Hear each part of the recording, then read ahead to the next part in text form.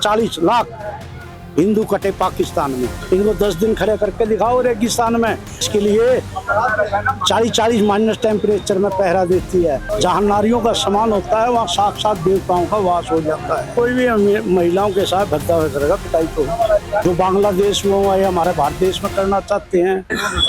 Sir आपका नाम? Advocate Dharmdas Singhal. Sir Etawah में कथावाचकों की पिटाई ब्राह्मण ना होने के कारण हुई या महिलाओं के साथ अभद्रता करने के कारण हुई, क्या लगता है आपको? कोई भी महिलाओं के साथ भेदभाव करेगा पिटाई को। रावण ने क्या किया था? पिटाई नहीं, कुटाई भी हुई थी रावण की। सारे कुनबे की कुटाई हुई थी। कौरवों के साथ क्या हुआ था? द्रौपदी के साथ दुर्व्यवहार किया था, इसलिए सारे कौरव खत्म हो गए थे। वो सीता को लेके हुआ था, ये द्रौपदी को लेके हुआ था। हमारा इतिहास बताता है। तो कभी भी नारी जो है, नारी माता भी है, दादी भी है, बेटी भी है, बहन भी है, बहू के रूप में भी आती है, उसको भी हम बेटी मानते हैं, बेटी की तरह ट्रीट करते हैं, वंशावली को बढ़ाती है। इसलिए मन्नू जी महाराज ने सही लिखा है, यत्तर नारियस्ते पूजते तत्तर रमते देवता।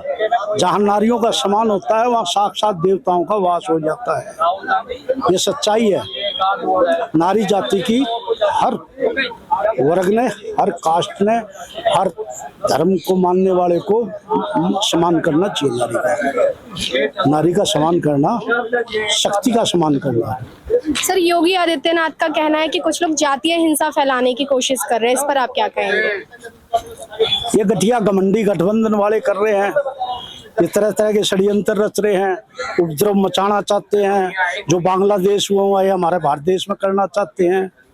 लेकिन हमारी आर्मी वफादार है, हमारी सक्षम है और सच्ची देशभक्त है। तो आज मेरे देश की आर्मी है जो देश के लिए 40-40 माइनस टेम्परेचर में पहरा देती है। जो राजस्थान के बॉर्डर में जहाँ 55 टेम्परेचर होता है वहाँ खड़े रहते हैं बंदूक ले लेकर। इन घटिया घमंडी गठबंधन वालों को खड़ा करके दिखाओ, इनको 10 दिन खड़े करके दिखाओ रेगिस्तान में, और क्या नाम सियाचिन के बॉर्डर पे पता लगे इनको। तो ये जो है जात पात जो है, ये परम पिता परमात्मा ने हम इंसानों को 2.5 जात बना के भेजा है। एक जात पुरुष की, एक जात स्त्री की, आधी जात किन्नर की। ये जितनी जात पात है इन नेताओं ने बनाई है, राजे महाराजाओं ने बनाई है और समाज ने बनाई है। इसके अंदर 70-80% समाज जिम्मेवार है।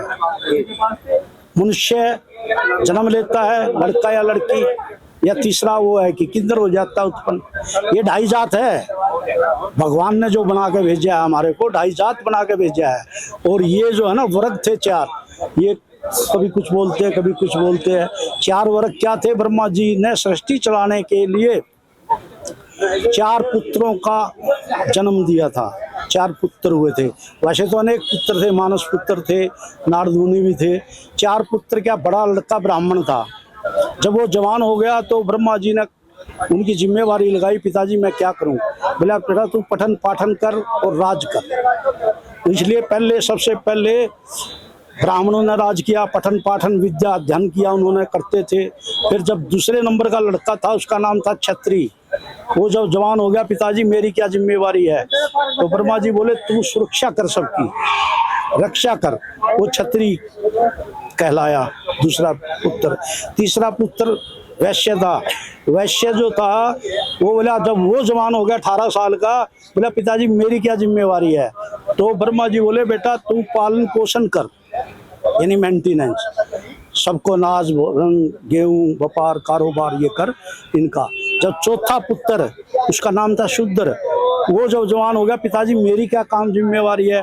बड़े भाई को राज दे दिया, दूसरे को सेना दे दी सैन्य, तीसरे को ये कारोबार व्यापार खेती बाड़ी सब। और बोला बेटा तू अपने तीनों भाइयों की सेवा कर। तो वो जो था ना चौथा लड़का शूद्र जो था, वो अपने तीनों बड़े भाइयों की सेवा करता था, जो काम कहते थे कर देता था। उसी से फिर उनके पुत्र हुए, वो उसी कारोबार में लगे रहे, वो लगे रहे। अब व्यापारी थे, व्यापारी में जो है आगे पुत्र आगे संतान होती गई। वो कोई लोहे का काम करने लग गया, कोई जो है सुनारी का काम करने लग गया, कोई चमड़े का काम करने लग गया, कोई सफाई करने लग गया। तो उसी हिसाब से जो समाज ने उनकी वो जात बना दी काम के हिसाब से। तो ये जो जात प्रथा है ये समाज की बनाई हुई है, और जात जो है ढाई है, ढाई जात परमात्मा ने बनाई है, ढाई जात से ही ये संसार चल रहा है। और ये सिर्फ अपने फायदे के लिए नेताओं ने एक जात को दूसरी जात से बढ़ाया, एक धर्म को मानने वाले को दूसरे धर्म से बढ़ाया, एक वर्ग को दूसरे वर्ग से बढ़ाया, एक क्षेत्रवाद के हिसाब से बढ़ाया। झगड़े कराते रहे नेता लोग और अपनी गद्दी चलाते रहे, अपनी हुकूमत चलाते रहे। 47 में किसने लड़ाया?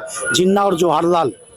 हिंदू मुसलमान इकट्ठे रहते थे, आना जाना था, न्योंदा नुधारी मारते थे, ब्याह शादी में बुलाते थे, भाइयों की तरह रहते थे। 1947 से पहले हिंदू मुसलमान एक दूसरे का खूनी दुश्मन, एक दूसरे का जानी दुश्मन बनाने वाले मोहम्मद अली जिन्ना और पंडित जवाहरलाल नेहरू, इन्होंने आपस में ऐसा भिड़ाया, ऐसा खून खराबा कराया। 40 लाख हिंदू कटे पाकिस्तान में। उसी तरह पंजाब बेल्ट में और दूसरी बेल्टों में कितना मुसलमान कटा है? कटे दोनों हैं, हिंदू ज़्यादा कटे थे। हिंदुओं को वहाँ से भागना पड़ गया, मुस्लिमों को वहाँ भागना पड़ गया। जो नहीं भाग के गए वो मारे गए, काटे गए। तो इन्होंने जो अपनी गद्दी के चक्कर में, अपने राज के चक्कर में एक दूसरे को भिड़ा भिड़ा के अंग्रेज भी यही करते थे।